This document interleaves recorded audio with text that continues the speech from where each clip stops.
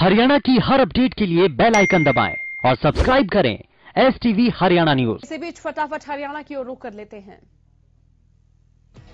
तो शाम विधायक किरण चौधरी ने SIT की रिपोर्ट पर सरकार को घेरा। किरण चौधरी ने कहा कि गठबंधन सरकार घोटालेबाज सरकार साबित हुई है।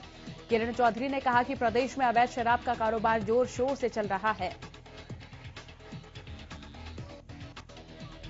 किरण चौधरी ने कहा कि प्रदेश में जहरीली शराब से 50 से ज्यादा लोगों की मौत हो चुकी है। विधायक किरण चौधरी ने सरकार पर सवाल उठाते हुए कहा कि सरकार इस बात का जवाब दे कि लोगों की मौत का जिम्मेदार कौन है। किसानों के आंदोलन पर बोलते हुए किरण चौधरी ने कहा कि सरकार किसानों की मांग को अनसुना कर रही है। किरण चौधरी ने कहा कि सरकार समाधान की जगह बॉर्डर पर बैरिकेडिंग करने में लगी हुई है। किरण चौधरी ने कहा कि कांग्रेस पूरी तरह से किसानों के साथ है। उन्होंने कहा कि हम विधानसभा सत्र में किसानों के मुद्दों को उठाएंगे।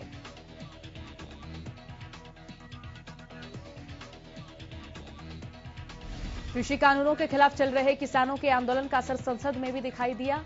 कांग्रेस समेत कई विपक्षी दलों ने राज्यसभा में किसानों के मुद्दे पर चर्चा की मांग की थी, लेकिन राज्यसभा चेयरमैन ने आज चर्चा से इनकार कर दिया। इसके बाद विपक्ष ने वॉकआउट कर दिया।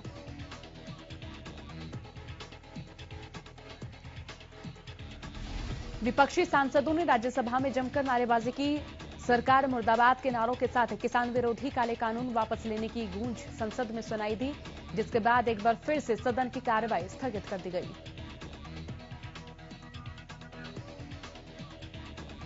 सभापति वेंकैया नायडू ने कहा कि राष्ट्रपति ने अपने संबोधन में किसानों के आंदोलन का जिक्र किया। मैं आज से चर्चा शुरू करना चाहता था, लेकिन मुझे बताया गया कि चर्चा सबसे पहले लोकसभा में शुरू होती है। इस बात को ध्यान में रखते हुए हम कल राष्ट्रपति के अभिभाषण पर चर्चा करने के लिए सहमत हुए हैं।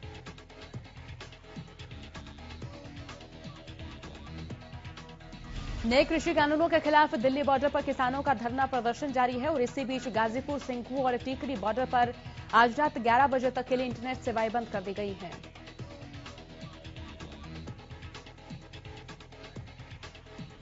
किसान मोर्चा ने 6 फरवरी को देश भर में चक्का जाम का ऐलान किया है। किसान मोर्चा ने प्रेस कॉन्फ्रेंस कर कहा कि वो 6 फरवरी को दोपहर 12 बजे से 3 बजे तक चक्का जाम करेंगे।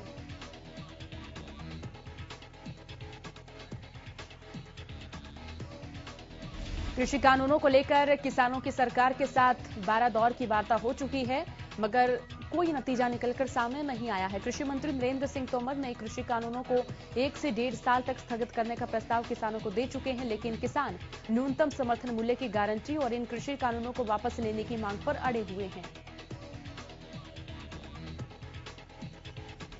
हरियाणा सरकार ने 7 जिलों कैथल, पानीपत, जींद, रोहतक, चरखी दादरी, सोनीपत और झज्जर में वॉइस कॉल को छोड़कर इंटरनेट सेवाओं और मोबाइल नेटवर्क पर दी जाने वाली सभी डोंगल सेवाओं को बंद करने की अवधि आज शाम 5 बजे तक के लिए बढ़ा दी है।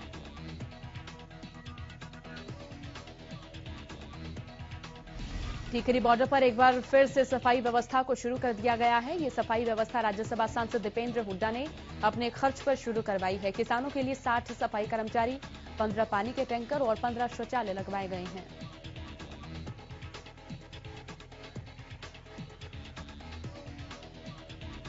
तो वहीं टीकरी बॉर्डर पर बैठे किसानों का कहना है कि किसानों की एकजुटता के आगे सरकार को झुकना पड़ेगा। किसानों का कहना है कि 26 जनवरी को भी सरकार के ही लोगों ने उत्पात मचाया था। किसान नेताओं का कहना है कि सरकार किसानों को बदनाम करने का काम कर रही है। उकलाना क्षेत्र के सुरेवाला चौक पर किसान आंदोलन को मजबूती देने के लिए भूख हड़ताल की जा रही है। इस चौक पर 30 जनवरी से भूख हड़ताल और धरना शुरू किया गया था, जो अब चौथे दिन में प्रवेश कर चुका है। 2 किसान भूख हड़ताल पर बैठे हुए हैं। भूख हड़ताल पर बैठे किसानों का कहना है कि काफी संख्या में किसान व्यस्त समय के चलते दिल्ली नहीं पहुंच पाते और इसीलिए उन्होंने यहां पर किसानों के समर्थन में भूख हड़ताल शुरू की है। किसानों का कहना है कि जब तक सरकार 3 काले कानून वापस नहीं लेती, तब तक उनकी भूख हड़ताल और ये धरना ऐसे ही जारी रहेगा। सिंघू बॉर्डर के बाद अब दिल्ली पुलिस ने टीकरी बॉर्डर पर भी सुरक्षा व्यवस्था कड़ी कर दी है। सोमवार को टीकरी बॉर्डर पर दिल्ली पुलिस ने सड़क को खोदकर गड्ढों के अंदर कीले और सरिया लगवा दिया है, ताकि 26 जनवरी की तरह दोबारा किसानों को दिल्ली में प्रवेश करने से रोका जा सके।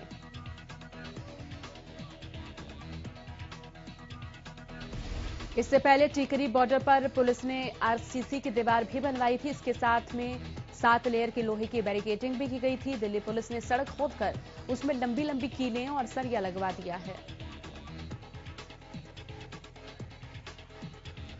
बैरिकेडिंग के पार बड़ी संख्या में रोड रोलर भी खड़े किए गए हैं। आंदोलन स्थल के उस पार टिकरी कला गांव तक पुलिस ने जगह जगह पर इसी तरह से बैरिकेडिंग की गई है। टिकरी बॉर्डर पर सुरक्षा बलों की 15 कंपनियां पहले से ही तैनात हैं।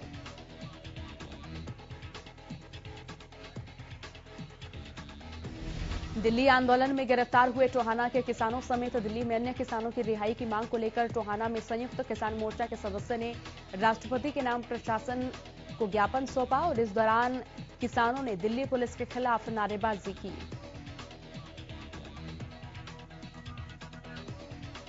इस दौरान किसानों ने मांग की है कि सरकार जल्द प्रदर्शन स्थल पर इंटरनेट सेवा बहाल करे। टोहाना के दर्जनों किसान, मजदूर और कर्मचारी संगठनों के प्रतिनिधियों ने एकत्र होकर दिल्ली में गिरफ्तार किए गए टोहाना के 2 किसानों को रिहा किए जाने की मांग की।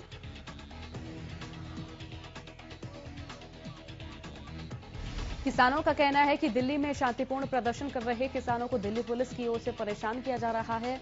किसानों ने कहा कि टोहाना के प्रशासन के माध्यम से राष्ट्रपति भारत सरकार को ज्ञापन भेजकर मांग की गई कि किसानों पर बनाए गए नाजायज मामले रद्द किए जाएं।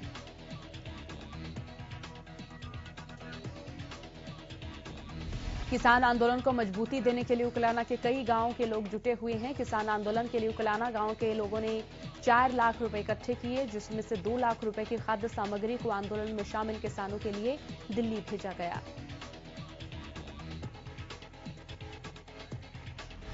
ग्रामीणों ने हर घर से गेहूं का आटा इकट्ठा करके किसान आंदोलन के लिए दिल्ली भेजा। उकलाना निवासी जसकरण तूर ने बताया कि ग्रामीणों ने किसान आंदोलन के लिए 4 लाख रुपए की धनराशि एकत्र की है, जिसमें से फिलहाल 2 लाख रुपए की खाद्य सामग्री किसानों के लिए भेजी गई है।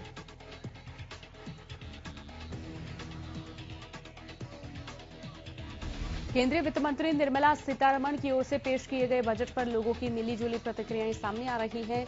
जहां कुछ लोग इस बजट को उम्मीदों से भरा बता रहे हैं, तो वहीं कुछ लोग इस बजट से निराश नजर आ रहे हैं।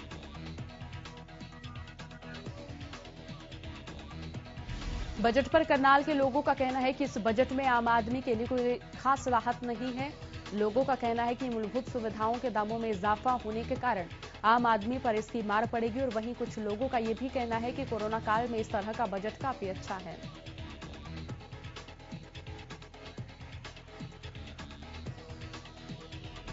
सिरसा के लोगों का कहना है कि इस बजट से उम्मीदें बहुत थी, लेकिन बजट से उम्मीदें पूरी नहीं हुई। साथ ही लोगों का कहना है कि रोजगार के अवसर को कैसे बढ़ाया जाए, इसको लेकर भी कुछ नया नहीं है। टैक्स में भी कुछ नया नजर नहीं आया। हालांकि कोरोना महामारी के चलते स्वास्थ्य की ओर खास ध्यान दिया गया है।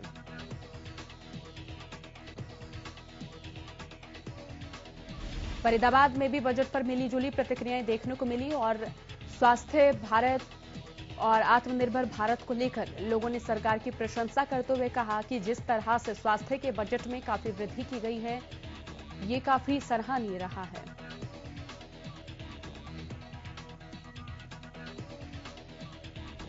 कुरुक्षेत्र की जनता ने भी बजट पर मिलीजुली प्रतिक्रियाएं दी हैं। कुछ लोगों ने बजट को निराशाजनक बताया, तो कुछ ने ये कहा है कि बजट सही है। किसानों का कहना है कि सरकार ने उनके बारे में बिल्कुल भी नहीं सोचा।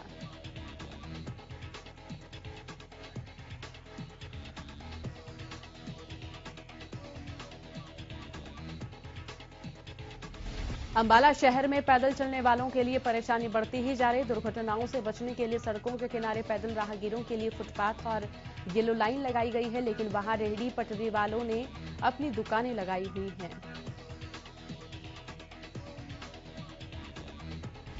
अंबाला की होलसेल कपड़ा मार्केट की बात करें तो यहां भी पैदल राहगीरों के लिए खींची गई लेन पर दुकानदारों ने कब्जा कर रखा है।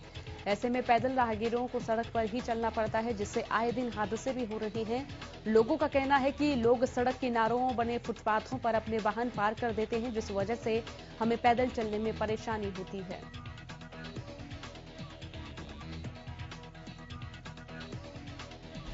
इस समस्या को लेकर जब नगर निगम कमिश्नर से मिला गया तो उन्होंने बताया कि बहुत जल्द पैदल राहगीरों को लेकर सड़क किनारे फुटपाथ बनाए जाएंगे। इसके अलावा कमर्शियल इलाकों में जहां जहां दुकानदारों या फिर रेहड़ी फड़ी वालों ने अतिक्रमण किया हुआ उन्हें हटाया जाएगा।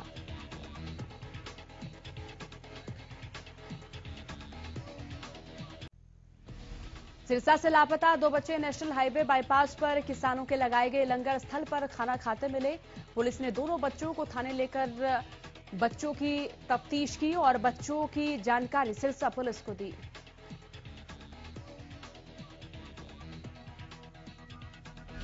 बताया जा रहा है कि दोनों दोस्त सोमवार को घर से निकले थे और जिसके बाद वापस नहीं लौटे थे।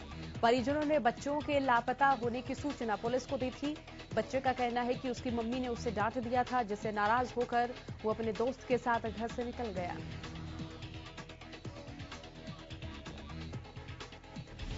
उकलाना में निजी बस चालकों की मनमानी के चलते रेलवे फाटक पर जाम की स्थिति बनी रहती है। निजी बस चालक सरेआम सरकारी नियमों की धज्जियां उड़ाते हुए अपनी मनमानी करते हैं और लोगों को परेशानी उठानी पड़ती है।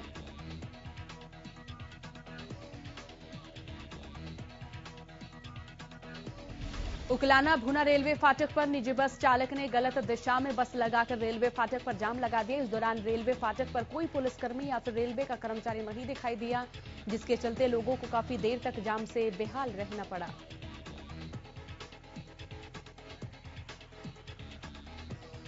प्रदेश के कई जिलों में इंटरनेट सेवा लगातार प्रभावित हो रही है, जिसके चलते कुरुक्षेत्र यूनिवर्सिटी ने अपनी परीक्षा को स्थगित कर दिया है। यूनिवर्सिटी की ओर से अगले आदेश तक परीक्षाएं स्थगित कर दी गई हैं।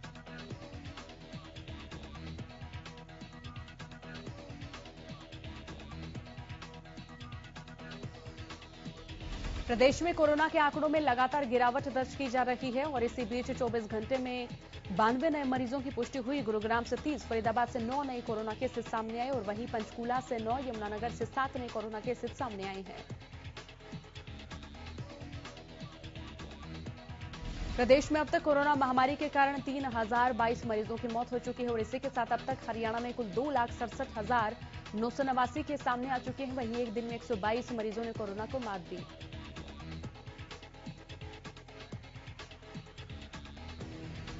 सरकार की मिक्सोपैथी योजना से नाराज इंडियन मेडिकल एसोसिएशन से जुड़े डॉक्टर अनशन पर बैठ गए हैं। दरअसल उनका कहना है कि सरकार के गलत तरीके से लिए गए अवैज्ञानिक फैसले मानवता के लिए बहुत बड़ा खतरा साबित हो सकते हैं। गौरतलब है कि सरकार का आयुर्वेदिक डॉक्टरों को सर्जरी करने की अनुमति देने के खिलाफ आईएमए से जुड़े डॉक्टर्स 14 दिनों के सांकेतिक अनशन पर बैठे हैं।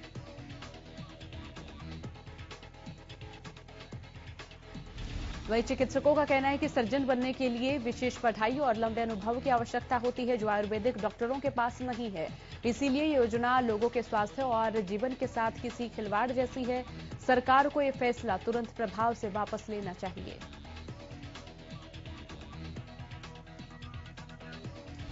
रादौर में जुब्बल गांव के पास सहारनपुर कुरुक्षेत्र हाईवे मार्ग पर एक ट्रक की बाइक से टक्कर हो गई।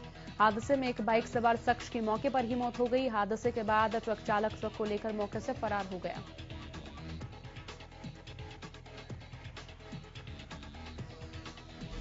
मृतक शख्स की पहचान बकाना गांव के रहने वाले सुखविंदर के रूप में हुई, जो यमुनानगर से अपनी ड्यूटी कर वापस घर लौट रहा था और इसी दौरान एक ट्रक ने बाइक को अपनी चपेट में ले लिया और हादसे की सूचना पुलिस को दी गई।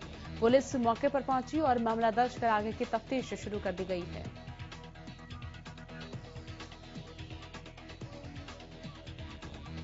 उत्तर हरियाणा में बिजली उपभोक्ता 7 फरवरी तक ऑनलाइन और ऑफलाइन अपने बिजली बिलों का भुगतान नहीं कर सकेंगे। बिजली निगम मुख्यालय पंचकूला में सॉफ्टवेयर अपडेट के काम के चलते ये जानकारी अंबाला बिजली निगम के कार्यकारी अभियंता ने दी। अंबाला बिजली निगम के कार्यकारी अभियंता ने बताया कि जिन उपभोक्ताओं ने अपने बिजली बिल जमा नहीं करवाए हैं और उनके भुगतान में समय है, तो उनके भुगतान का समय अब बढ़ा दिया गया है। उन्होंने बताया कि अब 12 फरवरी तक वो अपने बिजली बिल जमा करवा सकेंगे, जिन पर जुर्माना नहीं वसूला जाएगा।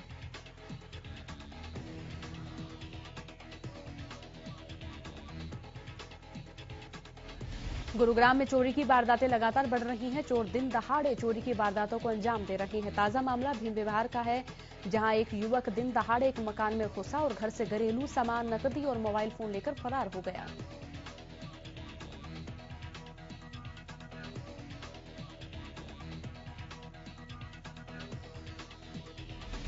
पीड़ित दिनेश कुमार की माने तो उनके भाई की पत्नी बच्चे को ट्यूशन छोड़ने के लिए गई थी और उसी दौरान एक युवक उनके घर से सामान चोरी कर फरार हो गया। चोर इतना शातिर था कि 4 से 5 मिनट में ही वारदात को अंजाम दे डाला।